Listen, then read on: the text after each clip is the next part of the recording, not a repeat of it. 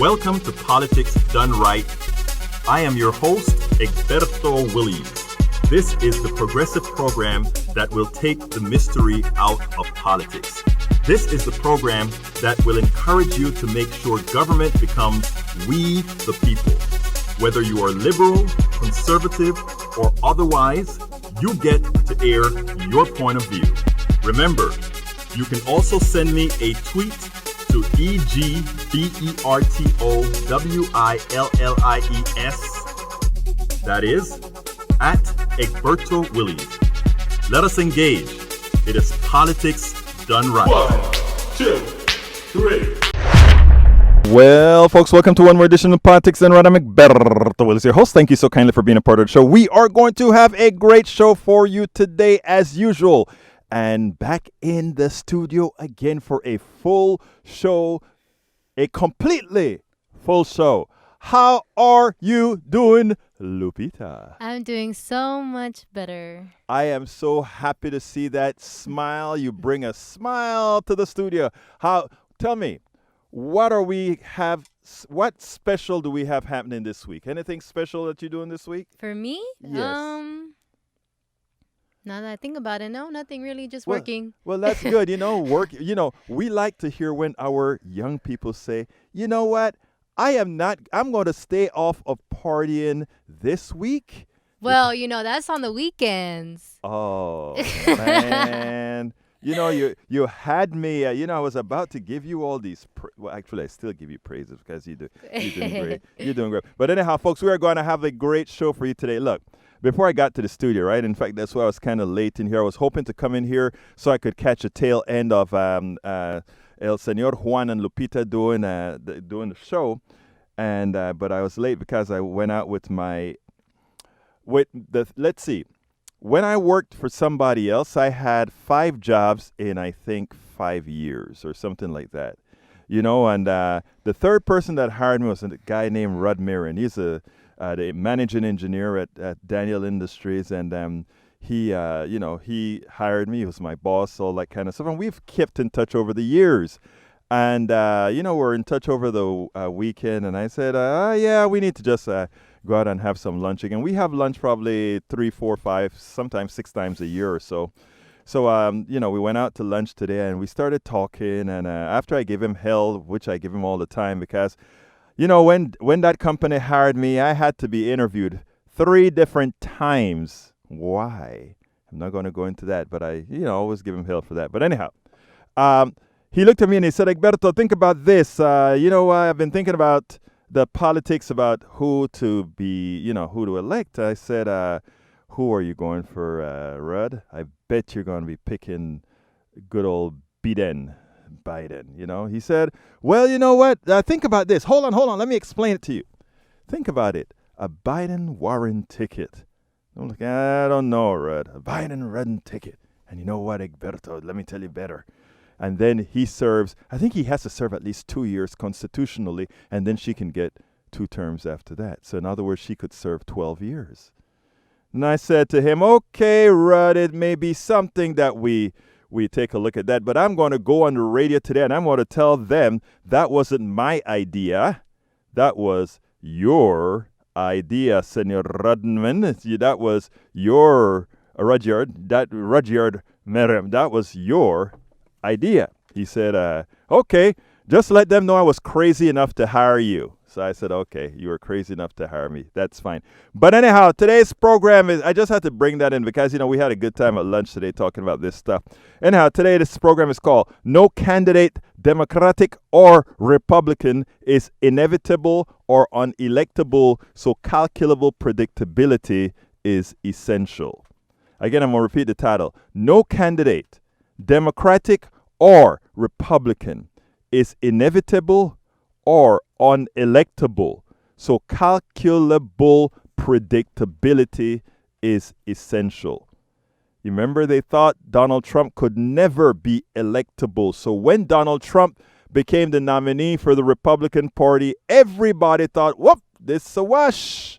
Those of us who were screaming, hey, come on, guys, this guy could do it.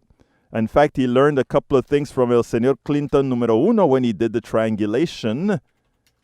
But, not a lot of people wanted to listen to that because we just couldn't lose.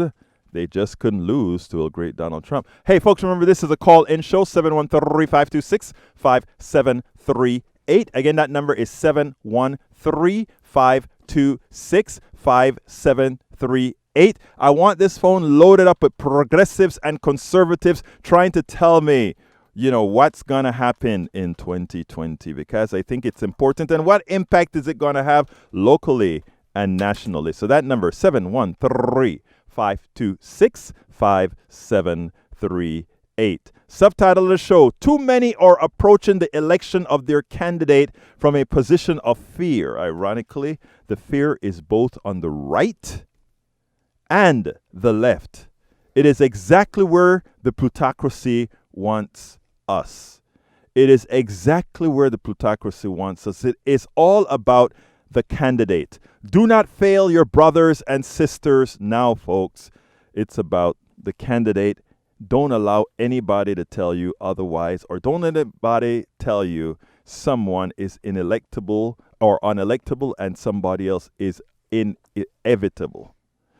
I continue to watch the 2020 Democratic primary with some level of disgust. I don't think I have seen a citizenry this scared since I have come to the country. Normally, people stay away from politics. Now, I'm finding people just looking for a reason to get into politics. A grocery store is no longer sacred. Anytime somebody says something, bam! Somebody wants to talk politics. And you know what? My home office is Starbucks all the time. They tell, no, it's not an advertisement for Starbucks. It's just where I'm at. But these last few weeks, I've kind of stayed in my home office, my home studio, because I have a lot to get done. But you know what? Everybody wants to talk politics, and I cannot sit down in a place with somebody wanting to talk politics and not do it. So therefore, you'll never leave. I'll never leave. Lupita, so, instead of going there 7 days a week, I'm probably down now to 3 or 4 days a week. You think that is okay? Self-discipline. Self-discipline, ma'am. I'm learning that from you because you have a lot of discipline as well. Anyhow, but I also see change. Right-wingers are getting less defensive of the president and the Republican Party. This leaves an ever so small opening to tip a very small few, but in some districts, maybe enough. Remember, we need just 9 flips in Texas to take over the state house. But before I get to the program in full, I want to remind all our listeners that KPFT is a bastion of intelligent voices and programs. As a political activist myself, my favorites are Think Wing Radio with Mike Honig on Mondays at 3 p.m. And of course, we have Open Journal with whom again? Dwayne Bradley and crew on Mondays at 6 p.m. And then there's Jazz Latino, Afro-Cuban Latin Jazz at its very best, hosted by Juan Flores and me, Lupita. And me, Lupita. On Tuesdays at 12 noon. There you go. And then, of course, we have Jenner Asian Radio, a weekly radio program featuring an eclectic mix of Asian underground, Bagra, Bollywood, funk, Hindi, Rai, where ancient sounds meet future beats. And that's right after this show from 4 to 6 p.m. And it keeps me jamming on my way home. Folks, you got to check that out. So, folks, look, check out our full schedule at kpft.org, where you can find programming from music to politics to medicine to the eclectic. KPFT is a listener-supported public community radio station. So please, please, please, please, please remember that if you like what you hear, visit kpft.org and ensure we remain a strong, viable community radio station that provides news, programming, and information, not influenced by whom again, Lupita? The corporatocracy. Absolutely not. We want our government influenced by one and only one kind of folk, you. And the only way we do that is if we take control. And the only way we take control is if we are able to inform our brothers and sisters, even those folks that you think, what are they thinking? How could they possibly do that? Well, brothers and sisters, they need you. They need us. They need us to do what's necessary to earn their trust so that then they'll start doing that which needs to be done. Anyway, do you know what time it is? It's time for the weekly blog post. Okay, folks.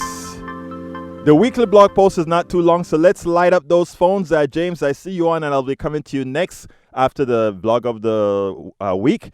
The number is 713-526-5738. Again, that number is 713-526-5738. 713-526-5738. Si me quieren llamar en español también me puede llamar porque nosotros aquí somos bilingües y hablamos con todos, toditos, todón. Okay, 713-526-5738. Okay, title of the blog of the week is There is No Reason to Fear Elizabeth Warren Will Be Hillary Clinton 2.0. I actually put that on the, I kind of tested this out first as a little post on my blog page, on my Facebook wall. I wanted to see what people thought because I wanted to further write with what people thought in mind. Remember, if we ever become insular, if I ever become a talk show host that is so insular that I don't actually learn and seek from my people, all of you guys out there, I am no different than all these guys that believe they have the right to tell you what to do. So I kind of put this out there, and I wanted to hear what people had to say so that I could make an informed messaging method, if you will. Anyhow, it goes as follows. Many of my good friends are concerned that Elizabeth Warren or any other woman would suffer the same fate as Hillary Clinton. That would not be bad. That at all would not be bad. Why not? Because she won by 3 million votes. She fell short by 80,000 in places she should have campaigned and won. And I am sure some candidates would not make that mistake again. Or they probably would never have made that mistake. Let me first tell you that the polls were correct. The polls were right. All polls have a margin of error, and Hillary came within those even in Pennsylvania, Wisconsin, and Michigan, as I recalled. We knew those places were closing in because of the shenanigans played by Trump's social media people and lies and misinformation. We know that. We saw that. Michael Moore was on MSNBC screaming. Personally, I was writing blogs at dailycoast.com. I was actually getting cussed out for putting these messages out there. I was corrupting the field. I was unscientific. I was disregarding the polls. And it was like, no. If people in Michigan are telling you, I remember there was this guy in Michigan who called me up on the Daily Show that I did. Well, actually, it wasn't a Daily Show then. It was on another platform that I was on. And he called me up and he said, Berto, let me tell you something. I don't know about Michigan, man. And I'm like, Michigan? That's a blue. Come on, man. And he's like, let me tell you what's going on out here. And those people in those rural areas, they're you know what, crazy about, going to vote. And I don't see that in Detroit. And I'm like, you got to be kidding me. There's a woman, her name was, I forgot her name now. But she anyhow, saying the same thing. So empirically, we were receiving these messages and we were putting them out there. Disregarded. Anyhow, that said, Trump and his team maximized their use of social media that Hillary should have matched, but turned down from the Facebook team. As I understand it, Hillary got offered the same offer that Trump got, which is bring our Facebook team in-house. We'd have a Facebook representative on how to best maximize your use of Facebook. Oh, no, we don't need that. Come on now. We too cocky for that. We don't need that. There was a degree of arrogance in her team that disregarded those of us who were listening and talking to people all over. I remember getting slaughtered for writing a piece at Daily Coast articulating the triangulation Trump was doing in the Midwest and elsewhere. They told us we were dumb and not following the science because all the polls led in one direction, yes, but with a margin of error. Again, Hillary won. Let's not. When I'm watching the TV and I hear people say, why she lost, or America will never elect a woman, my blood boils. The country proved that it can elect a woman even with too many women voting for a misogynist. She won, people. She won. More people said we will elect a woman in the United States. So I feel compelled to write this after listening to many of my boomer friends and their fear Elizabeth Warren will suffer the fate of Hillary Clinton. Short answer, I would be more than happy if she matched Hillary's performance, but I would expect much, much better given her humility. If we are to be upset, again, listen to this good. This is very important, my brothers and my sisters. If we are to be upset, it should be for two things. For too long, we accepted the fallacy that we live in a democracy, one person, one vote. The Electoral College, the Senate, and gerrymandering makes that a lie. Let's be honest with ourselves. Let's start telling the truth about the country we live in. Just like we have not told ourselves the truth about the evil past of the real effects of slavery, just like we haven't told the real truth about the evil past of our genocide of the natives, just like we have not come to grips with so much that we have done. We have put a sort of a thin coat of paint, a scab, without taking it out, cleaning it out, and making it whole. Look, there's nothing wrong with admitting that at some point in our history we were wrong. But when you say that, when you admit that at some point in your history you were wrong, mitigation becomes necessary. And my brothers and my sisters out there, mitigation isn't for the average American citizen. The average American citizen, yes, some benefited from privilege, others benefited from other things. But let me tell you where the mitigation comes from. The mitigation comes from the corporations. Most every single American was devoid of the success created by a few from slavery. The same about land ownership taken from the natives. The same about the indentured servitude from the Chinese. Most people didn't. It has always been a few. Supremacy and all these things may be great in name. It's interesting because somebody sent me something from D.L. Hughley. It's something that I've been talking about on the air several times about who has really benefited from white supremacy, who has really benefited from capitalism, who has really benefited from all these things. The thing about it is all those people that think they benefited from it, I'm sorry, it's so few of you. It's so few. But anyhow, let me continue with the blog of the week so I can talk to my brothers and my sisters holding on the phone. And folks, we still have open lines, 713-526-5738.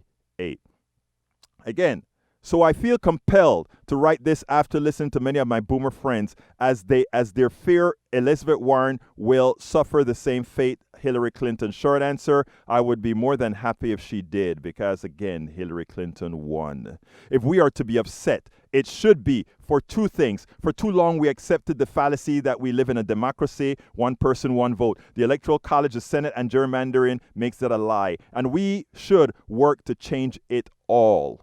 We should work to change it all. Republicans are using our constitutional defect to set up an extended period of minority rule, even if we vote them out.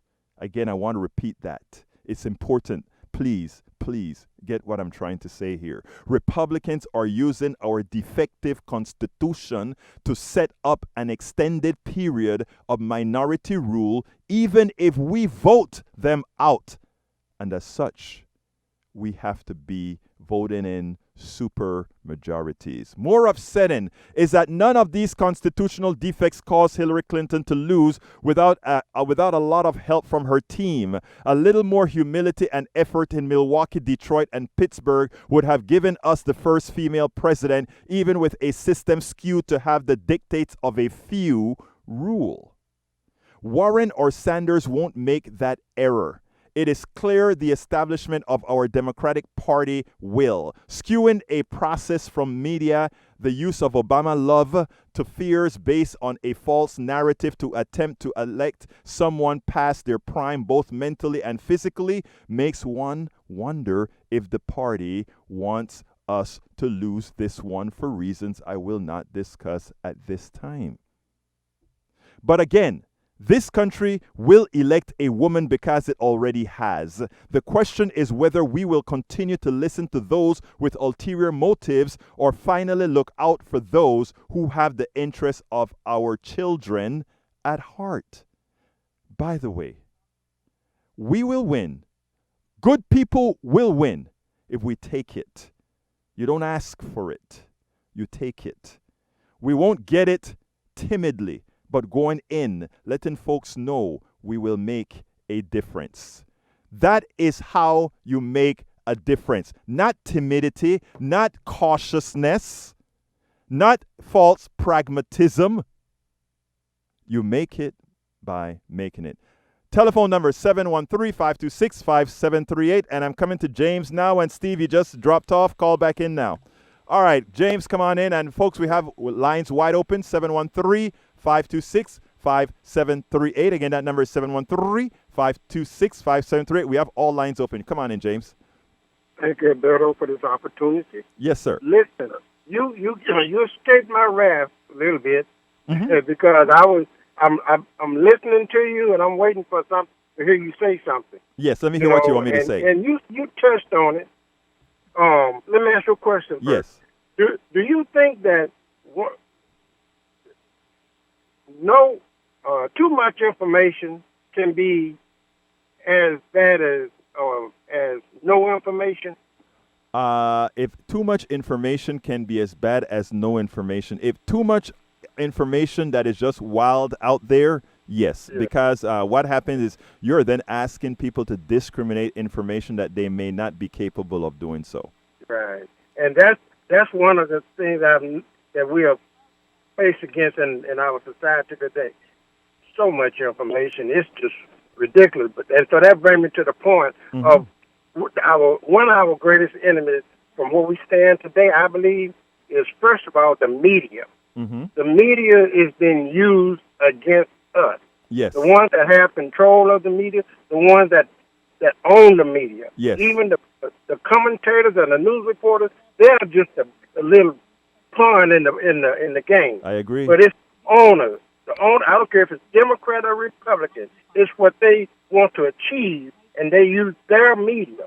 And so now, and another thing is you touched that one, is the electoral college. Why are candidates putting that out there just for the people to realize how they've been duped so that they can let it be known that they have a plan to do something about it? You know, it's like they're content in playing the politics, but they're not real in solving the problem. You know, let me interrupt you a second there, James, because I think you hit on a very important point. And that important point is something that I speak about all of the time. And Steve, I'm coming to you next, and we have open lines 713-526-5738. And there's things that I talk about where we talk about the establishment and the rails, right? Everybody look at the Democratic Party and the Republican Party as these two distinct parties, right? I am a bit different. I look at the left wing and the right wing as two distinct parties, not the Republican and Democratic Party. Many times I look at the Democratic Party as watching the flank of the Republic, or rather or keeping the flank of the left wing from moving to left, and the Republican Party as looking at the flank of the right from moving to right. In other words, these guys are there to maintain something known as a balancing status quo, right? So that, if you notice, they never move too far apart from each other. I'm not talking about the right and the left. I'm talking about the establishment Democratic Party and the establishment Republican Party. You hear them, if everything that they say is to keep some sort of an order from from any one side from gaining some majority. And that is why, if you take a look at when Gore supposedly lost the Electoral College in 2000, right? Notice he just went away. He just went away because they are happy. They are happy with the status quo because they know at some time they may need to use it themselves to maintain this false order of the plutocracy. That's all. And that's why they're not speaking on it, like you just said. And that's why the American people have to really come back to and realize that the power that they have. But the power is, first of all, the knowledge, and understanding what's going on. And do you believe in principles? Yes. Okay. There's a principle that says, well, it's scripture too. It says, "A nation divided cannot stand." That refers to anything divided. Right. Okay. So basically, we are in a two-party system in America. It's impossible for a good thing to come out of it unless some tragedy happens. I agree. But on its own, this two-party system is not serving the nation. But the point is, we have to start, the American voters have to start considering either a third party or no party, whatever. Well, right now, I think, let me tell you, and then after this, I got to let you go to pick up on Okay. Steve. But here's the deal, James. Here's the deal, right? I think the third party, right? First of all, I do think we need a third, a fourth, a fifth, a sixth party. Okay, that's my thought. But in order to institute that, I think one of the parties have to be infiltrated by progressives who allow the system to change to allow other parties. Because as it is right now, all the mechanics are designed for two major parties.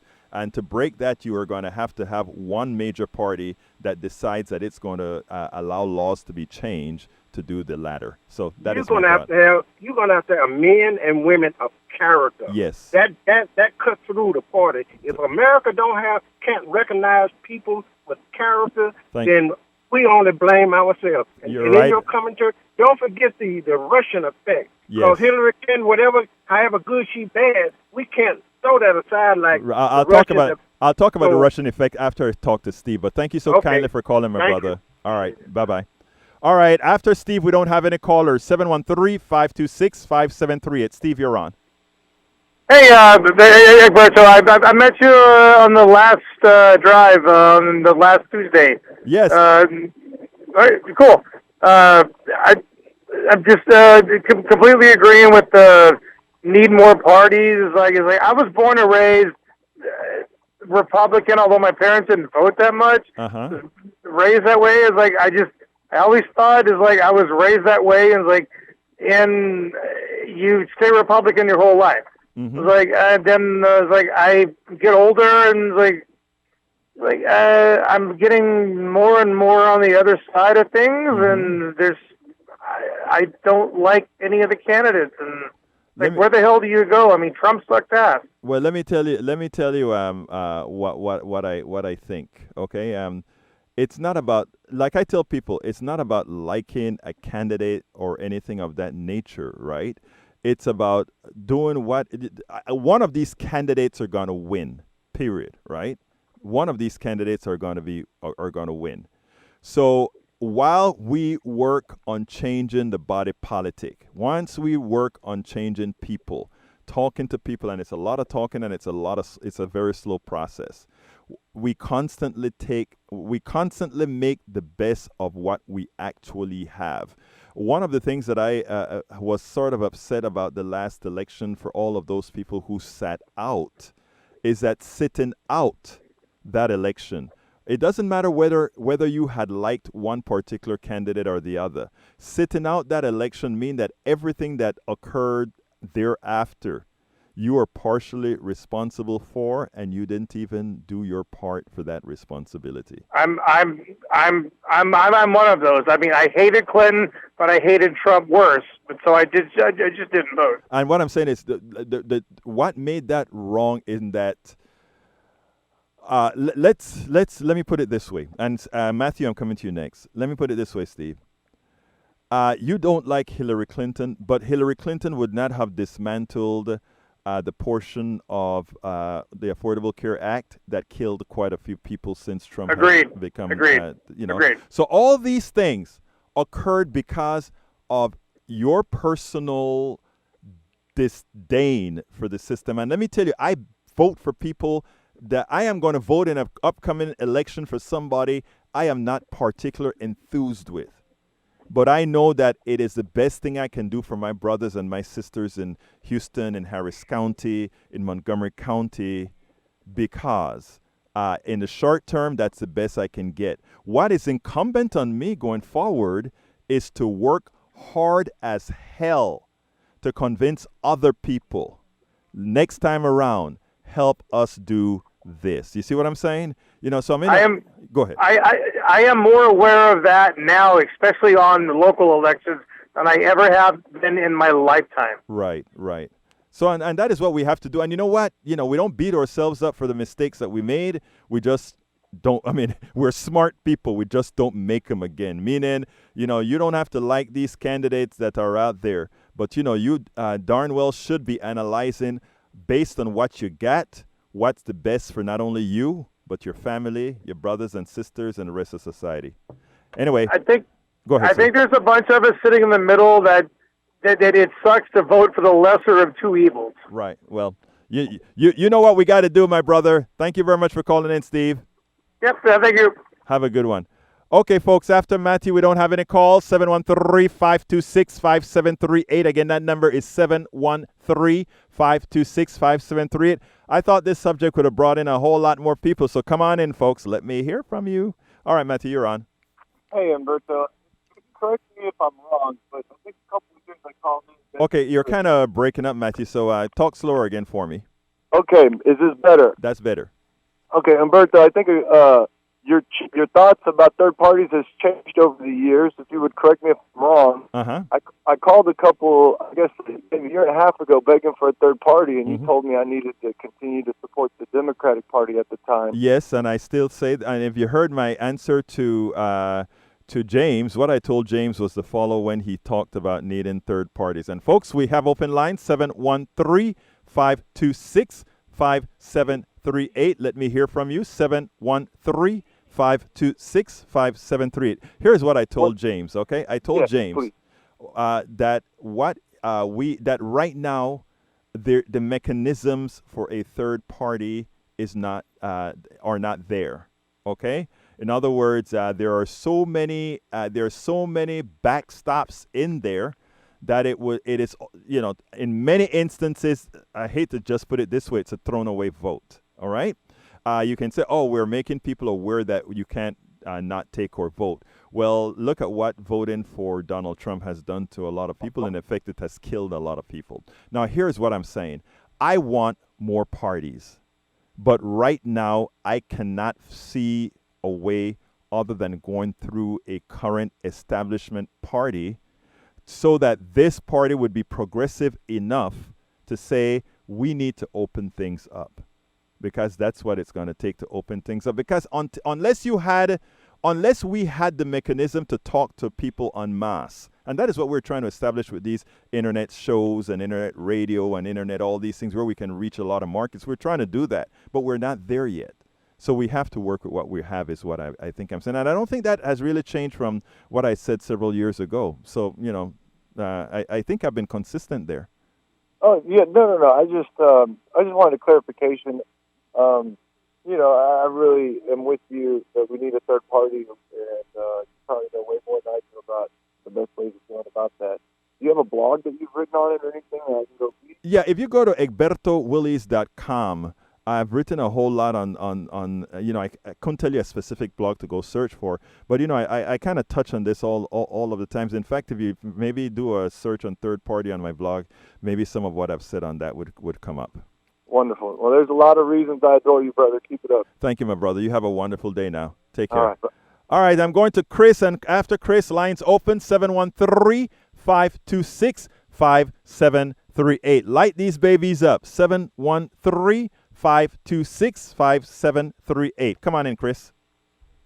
Hey, how you doing? I was just calling to touch base on the third-party system. It's inherently untrustworthy. People already have this tribal mentality when it comes to the Republican and Democrat Party. Mm-hmm. You're either for it or you're against it. You're either on our side or you're against us. And that's just kind of something that over the past 40, 50 years has just been ingrained in the political stigma. And, I mean, it's not bad. It's just not good because like you said earlier, you don't allow progressives to come in, and without progressives, nothing would ever change in law, society.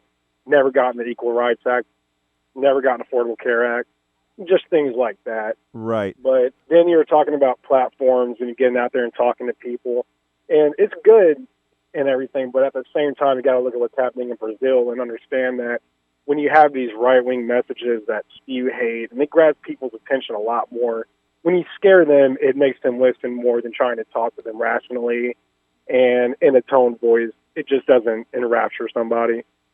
You know, I mean, there's a lot to what you said. You know, when you talk about in the right wing, it scares people. We on the left know how to scare people as well. And to put it but that's not how you want to go but about that. What I'm saying, I think it is high time that the left do some scaring, because I think they had forgotten how to do some of that. And I don't mean it in a negative fashion. What I mean is I think you should be scared of what's happening to the earth right now. I think you should be scared of what's happening to people's health right now. I think you should be scared of the amount of wealth just a few are extracting from all of us. And I think you should just express those terms in the scary terms that they deserve. I don't think we do that. I think if you take a look at all the establishment candidates right now, even the ones that we like, they do not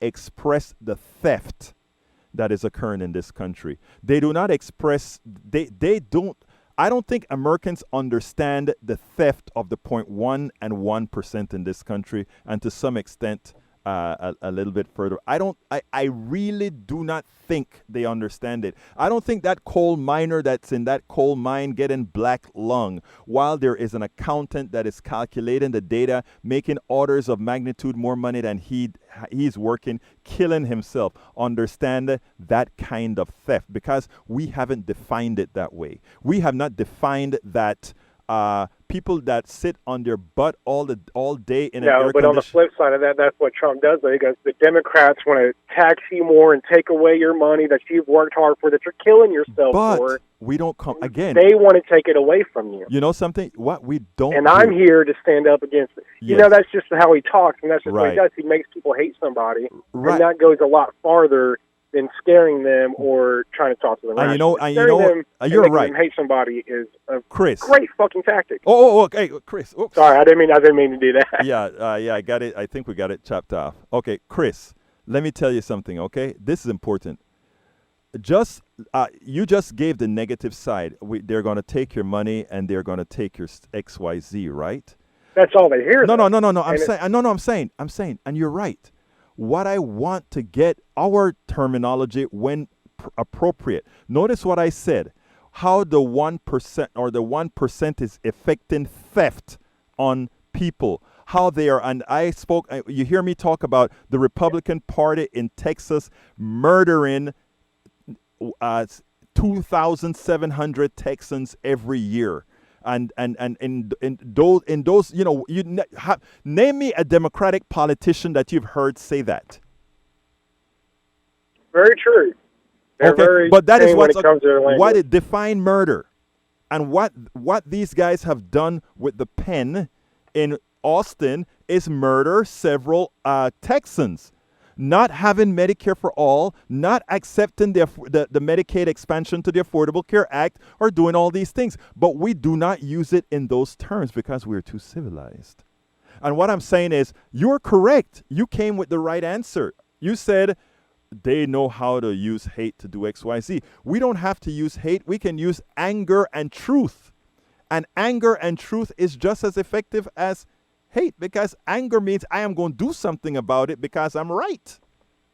You know, so that is what I think.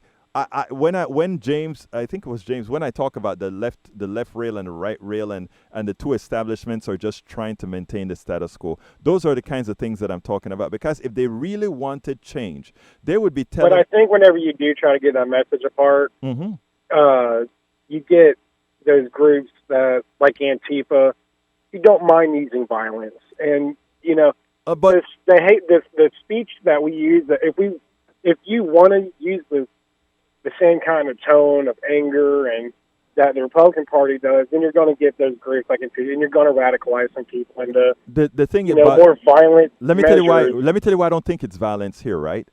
because what we're doing here is we are in support of the masses. You see, that message is not a Republican or Democratic message. And in fact, when I speak, and Tori, I'm coming to you next. I would sit down in a coffee bar, okay, and I'll sit down with a Republican or sometimes, and I'll say, I would express a statement and say, "Isn't that murder?"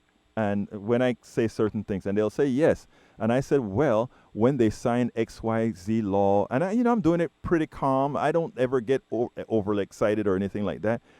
And I would watch a Republican who I express in those terms get pretty darn angry, especially if it's one with some sort of a medical problem. And guess what? Medical problems don't know parties, So I am saying there are ways to do it, and I'm saying that the reason why we are always behind the 8 ball is the Democratic establishment many times are actually scared to unleash what could occur if the masses, which are the vast majority of Americans proper, ever got the notion that our economic system is actually screwing us all, Republicans, Democrats, and others.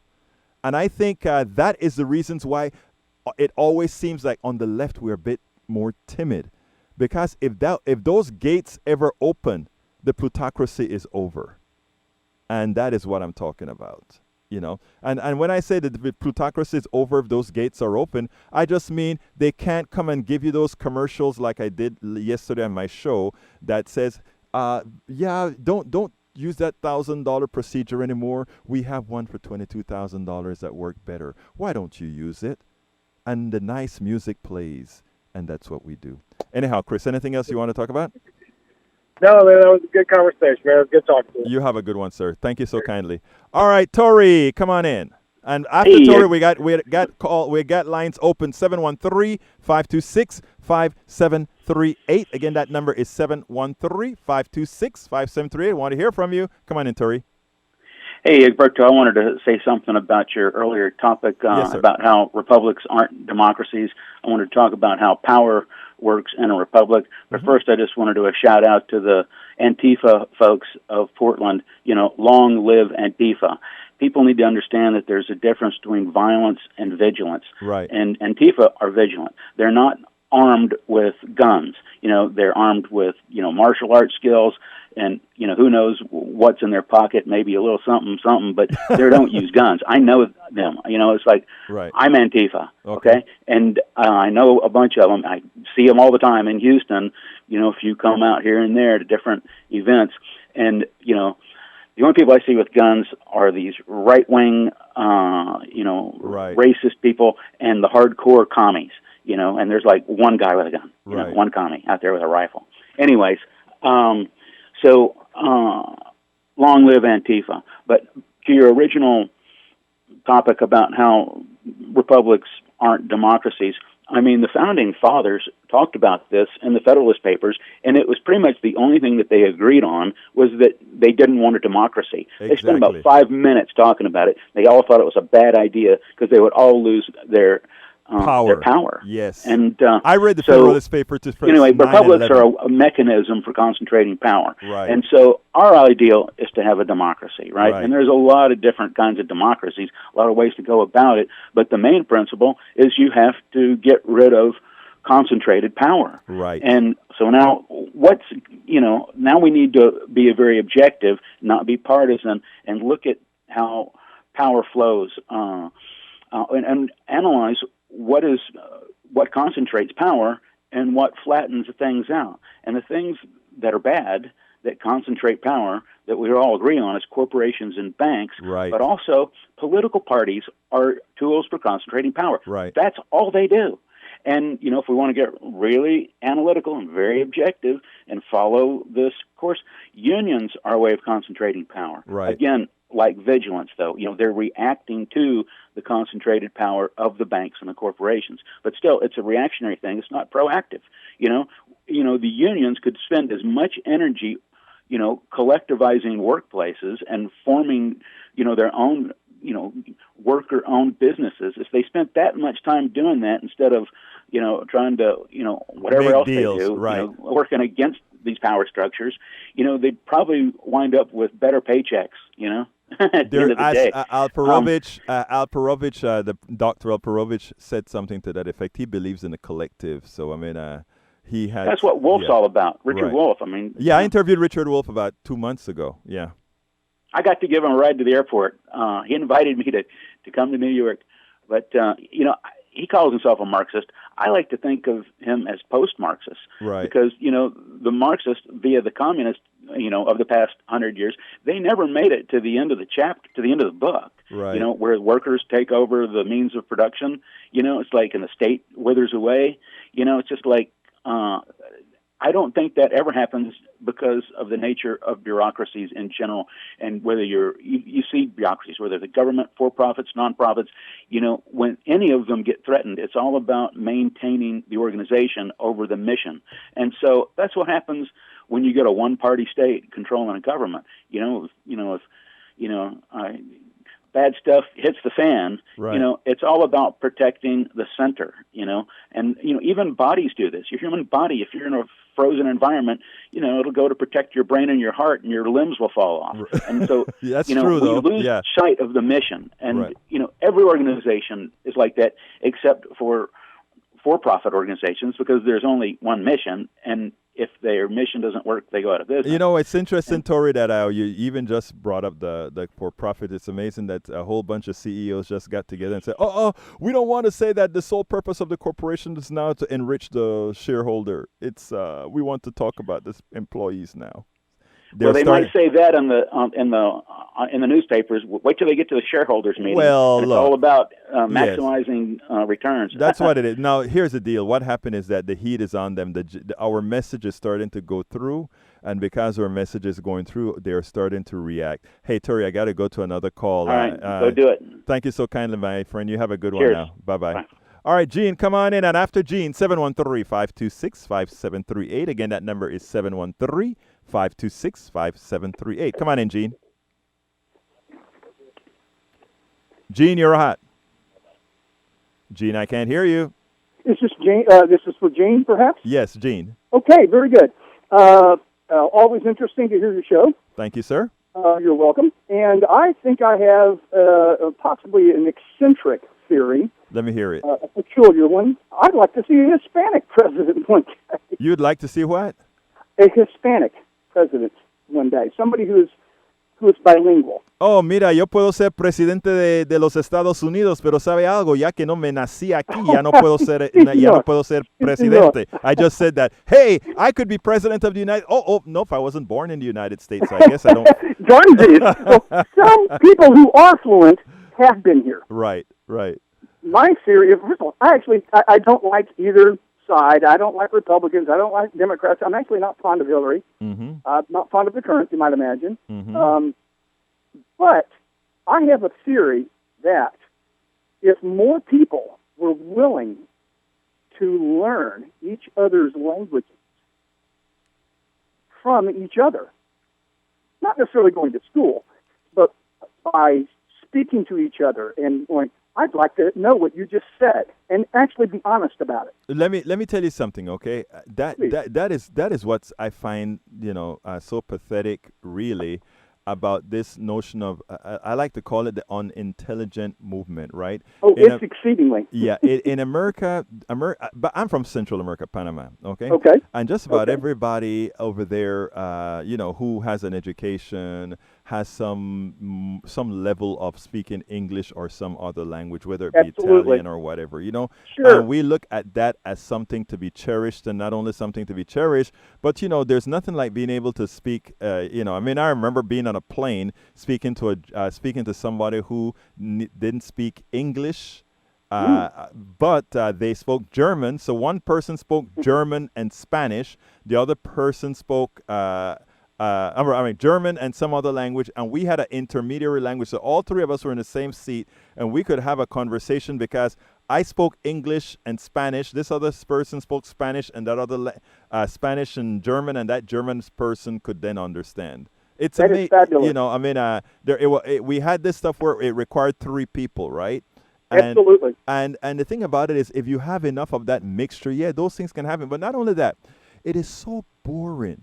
For those people who want a monolithic country, it is so boring. Phone's ringing. It is so boring. Absolutely. It's boring. So, I mean, I don't know what people think. But anyhow, I I hear can tell you this, if you don't mind. Yes. I wish my Espanol Uh-huh. were every bit as good as your English is. Well, look, let me tell you something, brother. The truth of the matter is we are culturized differently. And later on, I think if we get the right kind of presidents and the right kind of leadership and the right kind of schools, because remember, what the Powell Manifesto did was to try to make our schools only teach enough so that people won't question, so that people would become indentured servants. I mean, that's what the Powell Manifesto did. It made America dumber. It made America much dumber. And what we are trying to do right now is tell America, hey, it doesn't have to be that way. I mean, let's not let the plutocracy do what it has done to us. It has allowed America to really, I mean, the reason why there is such disparity, people have all kind of economic reasons and they pay people to do studies. I don't need any studies about this. The reality is this was by design by the Powell Manifesto. Thank you so kindly for calling, Gene. Okay. Would you mind me telling you an anecdote? You shared one with me about being on the plane. Sure. Do we have time for? Okay. Real quick. About two, 3 years ago, I was speaking Spanish to a fellow across the way mowing the lawn, and I told him I wanted him to teach me, and I spoke to him as much as possible. You know, posible. You know, and we wound up being pretty good friends. Great. So much so that he mowed my lawn for free 3 times. There you go.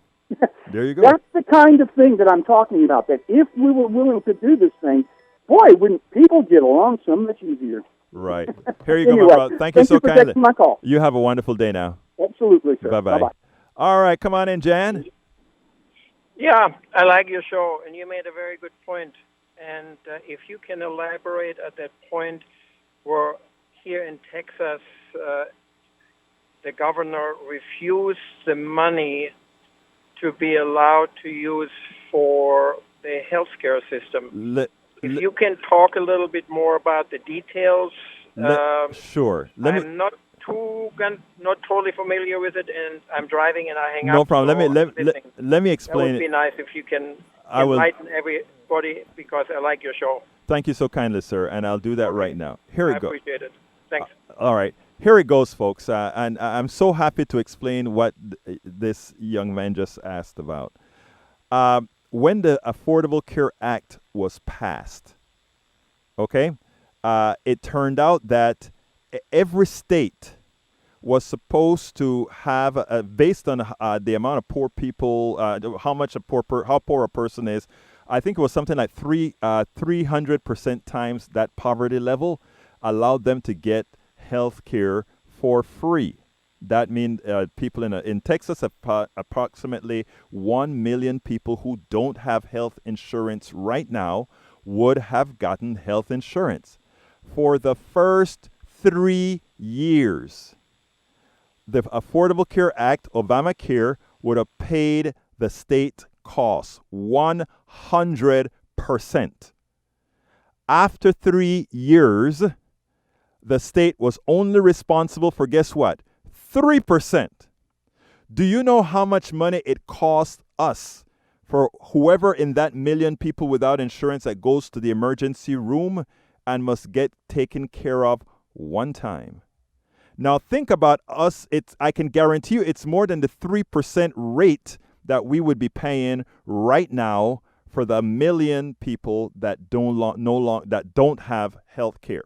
But here's the fiscally irresponsible portion of it that your Republican Party did to you.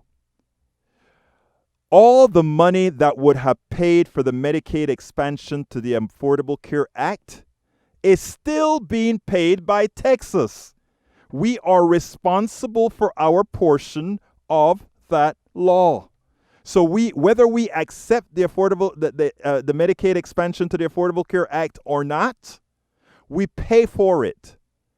But we decided not to take any monies from it. We decided not to insure our people, even though the money was there.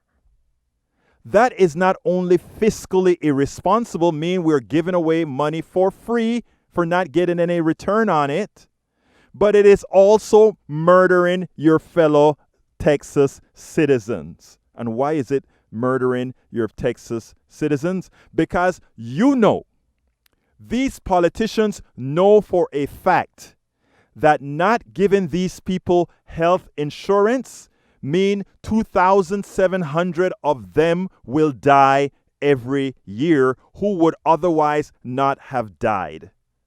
That's murder. If you are effecting the death of people knowingly, it is murder.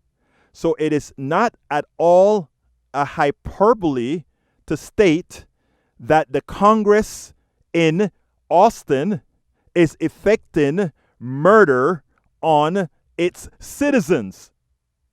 And if we were to express it any other way, when somebody accidentally runs into somebody and kills them, it's called manslaughter because they didn't mean to do it. They didn't know it was going to happen. They didn't know that driving recklessly would have killed a person instead of maybe just damaging the car. But these guys in Austin know that not providing health care that is already available to its citizens kills. Premeditated murder. I don't use the term lightly. I don't say this in some hyperbolic manner. I mean this. This hurts to the core. This is how evil a people can be on others. And we do it in an antiseptic manner.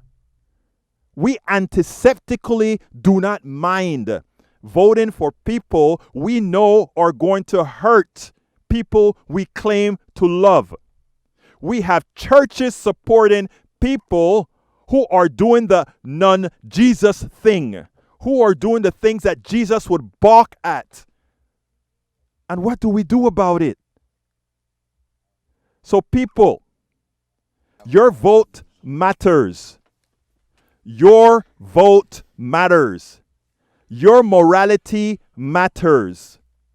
Medicare for all, I'm going to tell you, period. That's the only moral option to health care. And I'm not being hyperbolic and saying, oh, why are you saying that? Because when you put profit before people, you run into problem. My name is Egberto Willis. This is Politics Done Right. And guess what? You know how I end this, baby? I am what? Out!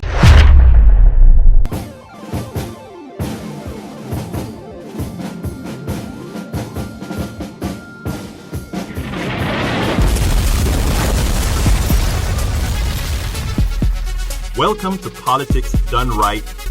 I am your host, Egberto Williams. This is the progressive program that will take the mystery out of politics. This is the program that will encourage you to make sure government becomes we the people. Whether you are liberal, conservative, or otherwise, you get to air your point of view. Remember, you can also send me a tweet to EGBERTOWILLIES. That is at Egberto Williams. Let us engage. It is Politics Done Right. 1, 2, 3.